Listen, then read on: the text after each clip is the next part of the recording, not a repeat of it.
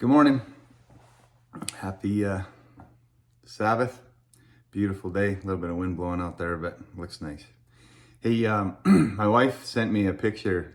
She's on a vacation right now with her mom and aunt and a cousin down in Belize.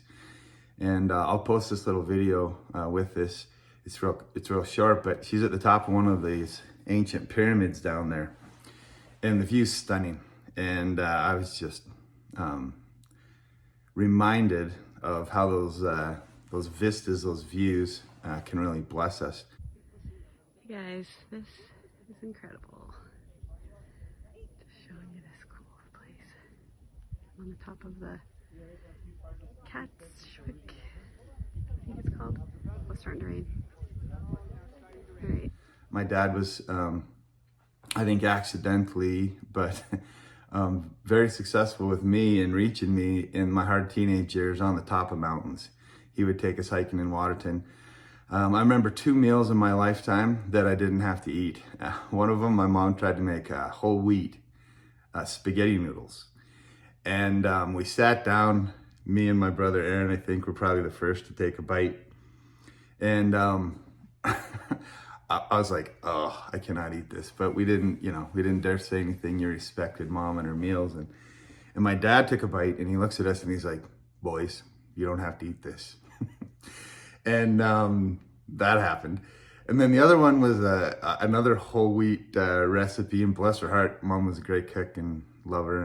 But another recipe was she did whole wheat cinnamon buns, no sugar type thing. And they were basically whole wheat hockey pucks with cinnamon attached to them somehow. And we couldn't eat them. But I came home late from a teenage something or other and said hello to mom and dad, went to bed, and my dad woke me up at 4 a.m. I really think I had like less than 3 hours sleep, and he's like, we're going hiking in Waterton. My buddy called me, and thinking back on it, I think it must have been a setup. We grabbed those hockey pucks and a few other things, our hiking gear, and headed to Waterton and hiked this mountain.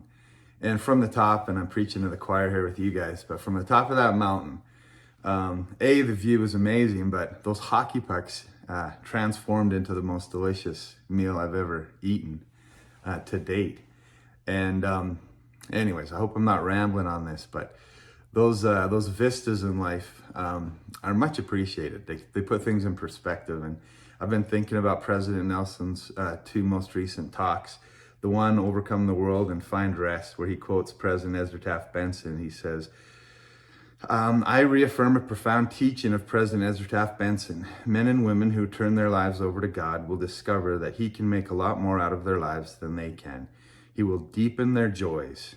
And I think I appreciated learning from you guys on deepening joys and expand their vision, quicken their minds, lift their spirits, multiply their blessings, increase their opportunities, comfort their souls, raise up friends, and pour out peace. These incomparable privileges follow those who seek the support of heaven to help them overcome this world. To this end, I extend to members of the entire church the same charge I gave to our young adults last May. I urged them then, and I plead with you now to take charge of your own testimony of Jesus Christ and his gospel. Work for it, nurture it so that it will grow. Feed it truth. Don't pollute it with false philosophies of unbelieving men and women. As you make the continual strengthening of your testimony of Jesus Christ your highest priority, watch for miracles to happen in your life. And man, you talk about a vista, right? That promise from our prophet.